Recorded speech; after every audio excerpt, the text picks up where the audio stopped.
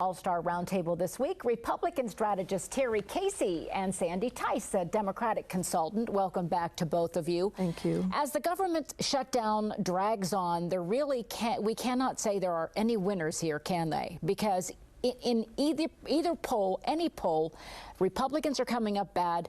President Obama is coming up bad. No one looks good in Washington right now. Well, part of it, we've got to deal with the long-term problem because the deficit really isn't the 17 billion. It's probably the trillion. It's the 60 to 90 trillion in unfunded mandates for a lot of other things that have been promised by the politicians. But the question is, will there be money in 20 or 30 years to pay for those things? But the question is, do we shut down the government while we're trying to work out these problems? We've always had budget problems in this country, have we not, Sandy? Yes, we have. And I think if you look at the polls, you dig deep down into the weeds, the Republicans are the ones who are getting the most blame. They're blaming them. They don't want the government shut down. And Congress is also the loser. There was one poll that actually showed that cockroaches, traffic jams, and toenail fungus have higher favorability ratings than Congress. That's a weird poll. I thought it was, too. I wondered how they picked those things. But so it was universally viewed as, people are viewing Congress as bad and dysfunctional. Are Republicans taking the biggest hit? Well, the president has sunk down to 37% approval, which is, I think, the lowest in his whole time as president. So clearly they're suffering, but the difficulty is we just can't keep going on spending and spending. And you can argue over in what order do you debate these issues, but they go hand in hand because Obamacare is going to cost money.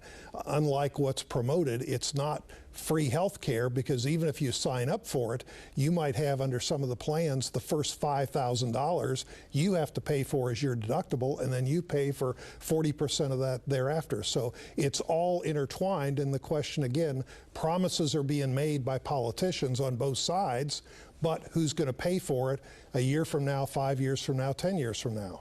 I guess there was an op-ed piece last week by George Voinovich, the former Republican senator, former Ohio governor, in the Cleveland Plain Dealer, in which he talked about the fact that there is a certain obligation that you have when you are elected to Congress, or elected to any office, I think he meant. But when you're elected to Congress, your job is to go there, to debate issues, to have a political discourse. But once a proposal becomes a law, it is your job to enforce the law. In this case, Obamacare is the law. Well, but there's lots of things that are laws, but that doesn't mean you don't go back and change. Example, when Ronald Reagan was president with Tip O'Neill, they fine-tuned aspects of the Social Security program. But they didn't shut the government down to do it. Well, that's obviously, people on both sides feel maybe we shouldn't have got to that stage. But on the other hand, you have a president that says, I won the last election, so therefore Congress must rubber stamp everything I want for the next 4 years as president. It doesn't work that way. Sandy, is it an Obama problem? I don't think it is. I think what we're seeing is this problem has showed up close and personal the internal fight between the Republicans, the hard right, and the other Republicans. And it's showing how dysfunctional they really are. Colleen is right. There are some problems with Obamacare that need to be sorted out, just as there have been with every other major initiative. Okay, let's let the program work and let's fix the problems that emerge down the road. That's common sense, and that's what we elected these people to do. We did not elect them to sit back and it almost looks like temper tantrum time once again.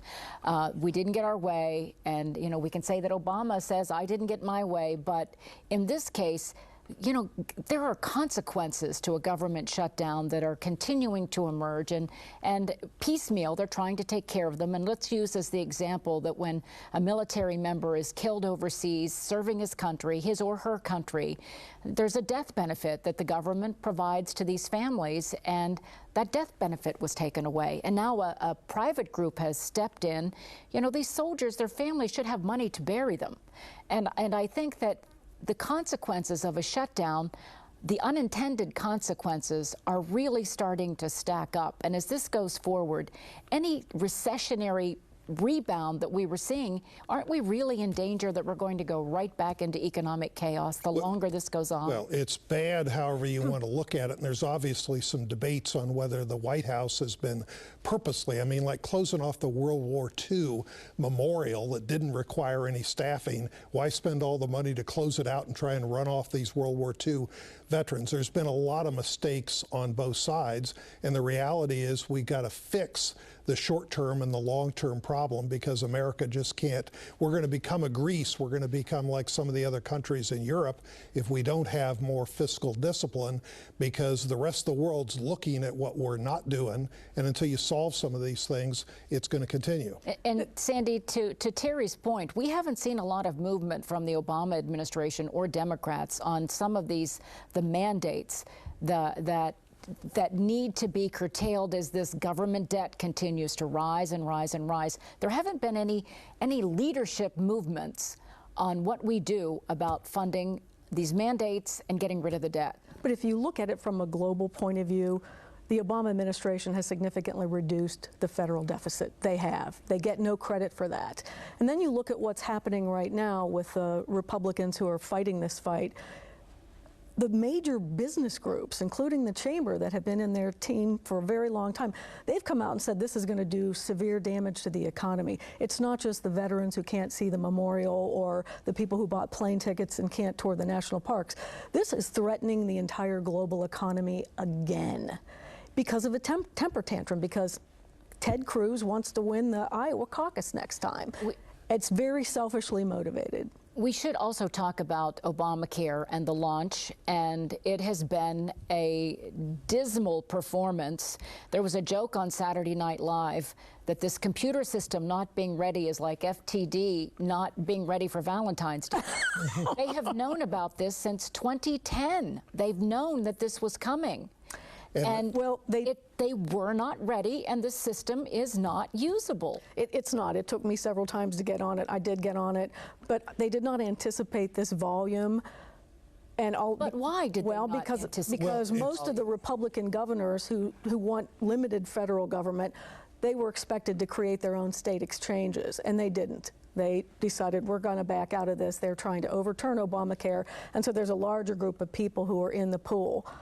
It has been a problem, and I think had the Republicans not threatened to put us into default, the story would have been how bad the launch was, and instead it's about the crisis that we have with our economy. Yeah, strategically. But the problem is the launch was bad, and it basically fulfills everybody's worst nightmares of the federal government running 1/6 of our economy on health care. We're not ready for it. I mean, they did a website set up to only handle 50,000 people at a time in a country of 310 million people. That's just gross. It seems ridiculous, doesn't it? It's gross mismanagement. And now people are suddenly discovering that if you sign up for it, this so-called free Obamacare, it's going to cost you the first $5,000 you got to pay in any bill, and then you pay 40% or 30% of everything else. It's not free, it's not as economical, and it doesn't deal with the out-of-control growing healthcare problems that it supposedly was promised to do. Are those who are getting onto the system, the few that make it through, are they shocked? Is there a sticker shock for them? I don't think so. I think we have a little bit of a window of opportunity to see what happened in Massachusetts when they did theirs. A lot of people got on early. They took their time and they waited until the deadline was right up against the deadline to sign up for it. And I think we're going to see that here. They're working out some of the bugs. But look at what it's done already. There's a lot of young people who are on their parents' health care plan until they're 26, which we haven't seen before. A lot of women who have access to affordable birth control.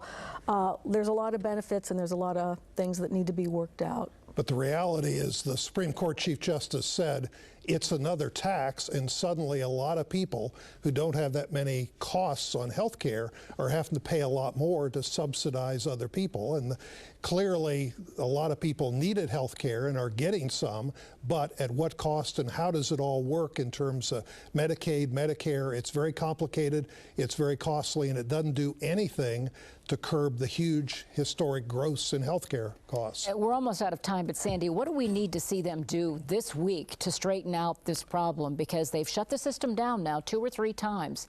What do they have to do to make people trust the system? I know they brought some more people in on the technical side to try to fix the glitches, and it looks to me like things are starting to get better. Well, sadly, business got a break, courtesy of the Obama administration, from having to follow it. Why don't we do the same thing for the rest of the people, give them time to fix it, solve some of these problems that clearly wasn't ready for prime time? The fact that 10 million people tried to get on the system shows the great demand there is for affordable health care. We thank both of you for being with us, and we will be right back.